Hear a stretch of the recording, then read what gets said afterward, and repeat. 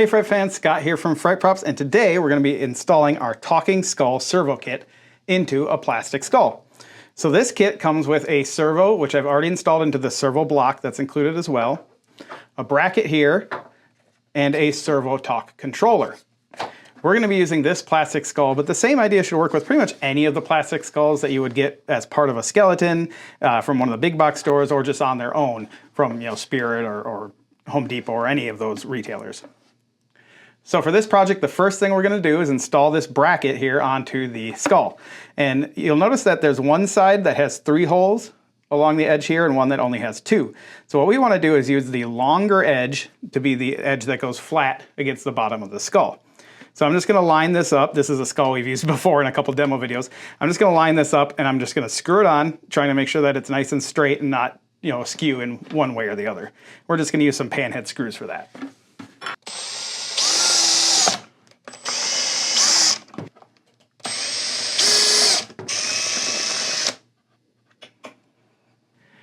So the next step will be to install the servo into the servo block, which is what I have done here. I've covered installing the servos into the servo blocks in our other servo kit videos, so I'm not going to go through the whole process here for this video. Once the bracket's installed, we can then install our servo. So as I said earlier, I've already installed this servo into the servo block. This is a hub shaft servo block. I've gone over the process on several of our other videos of installing this servo block onto the servo, so if you need a refresher on that, you can go ahead and check out one of those videos. I'm not going to go through the whole process on this video. Once that's done, we're going to go ahead and secure the servo to the back side of the bracket here. If you look at the side mount bracket here, you'll notice there are 4 threaded holes. So we're just going to use some 12mm M4 bolts, pass them through the holes here on this bracket and into the threaded holes on the servo block. I'll start by just hand tightening them so that I have play if I need to rotate the servo at all.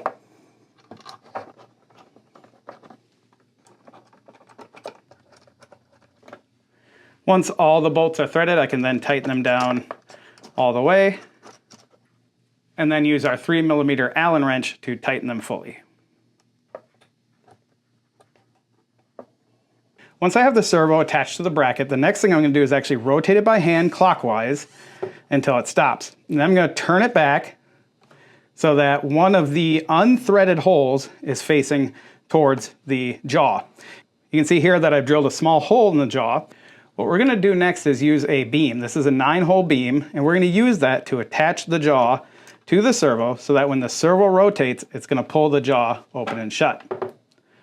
So what we're going to do is we're going to attach one end here to the jaw and the other end here to the hub shaft of the servo. To do that, we're going to use some 12mm M4 bolts. We're going to thread these through the hole and through the beam, and then we're going to use some locking nuts to secure them in place, but we're not going to tighten them fully, we do want them to be able to rotate inside of these holes. The best way to do this is going to be to remove the screw from the servo hub shaft, pull that out, and then we can put the beam on while the hub shaft is not attached. You're going to take the bolt, pass it through one of the unthreaded holes, and then you're going to take the beam and place one of the end holes over the bolt, and then we're going to use a nylon lock nut to secure that in place. We're not going to tighten it all the way down, because we do want it to be able to swivel. I'm just going to use my 3mm Allen wrench here to hold this in place, and then I'm going to use an adjustable wrench to tighten this. And I want to get it just tight enough so that the beam can still swivel. We can go ahead then and reattach the hub shaft to the servo gear. So just pass it through, click it in place. You can drop the screw in the middle, and then use a screwdriver to tighten that in. So just to verify, you can see that my servo is rotated all the way clockwise. We can rotate it back just a hair. And then we're going to line up the final hole in this 9-hole beam with the hole that we drilled in the skull. I use an 1/8" drill bit to drill this hole. It's a little bit small, so I'm just going to core it out just a tad more. All right, so for this bolt, I'm actually going to put a metal washer on it. And we're going to pass it through the front side of the jaw here. And then I can go ahead and install it onto the beam and add on another nylon lock nut here on the other side. We'll use an adjustable wrench and our 3mm Allen key to go ahead and tighten that down just enough so it grips but doesn't squeeze the jaw piece too tightly.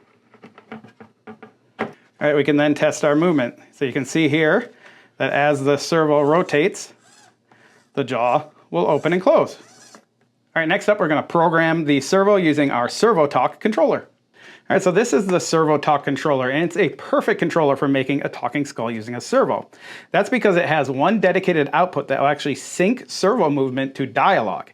So it takes the audio from your dialogue track into the controller, it decodes the waveform into servo movement, and then passes that through to the servo.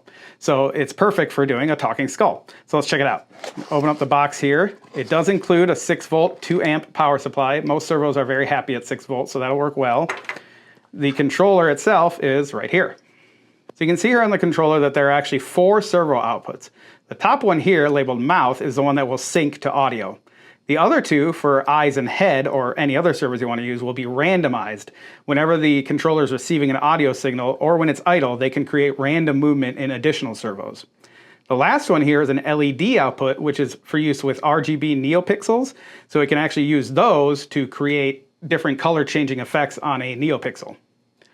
There's a adjustment and setting button here, and then we have a trim pot here for adjusting the various settings and positions of the servo. So our first step is going to be to plug in our servo. If you look at the indication here on the side of the controller, you can see that there's a black, red, and a white marcation. That means that for our servo wire, we want to have the dark wire all the way to the left and the yellow to the right. So we can just plug that in like that. And then we're going to enter the settings. So the first thing we're going to do is actually power up this controller, holding the setting button. That's going to let us enter the menu that will let us set the limits of the servo and the other settings of the controller. All right, so what we're going to do here is just going to hold down the setting button on the ServoTalk and plug in the power supply. The LED is going to start blinking red, and the first thing it will do is center the servo. So this one's already been centered, and you can see here a listing of what the different blinks mean. So 1x is the centering. If I hit this button again, it's going to go to 2x red blinks, and that's going to be our mouth closed position. So we can then use the adjustment here, the trim pot, to bring the servo to where we want the mouth to be closed. So if we want the mouth to be closed all the way, we can set it here. If we want it to close a little short of all the way, we can set it there. The main thing is you don't want the jaw to actually be hitting the upper teeth, so we just want to make sure there's a little bit of room, make sure it's not binding up anywhere. You don't want the servo to try to be working against anything. You want to make sure it is nice and free. So what I'm going to do is I'm just going to set this just a hair past all the way closed. Then I'm going to hit the button again, and this is going to be our open position. So now I can move this same trim pot to where I want the jaw to be open all the way. Something like there should work good. I'll hit that again. This would be now an adjustment for the eye servos. So you can see it's blinking 1, 2, 3, 4.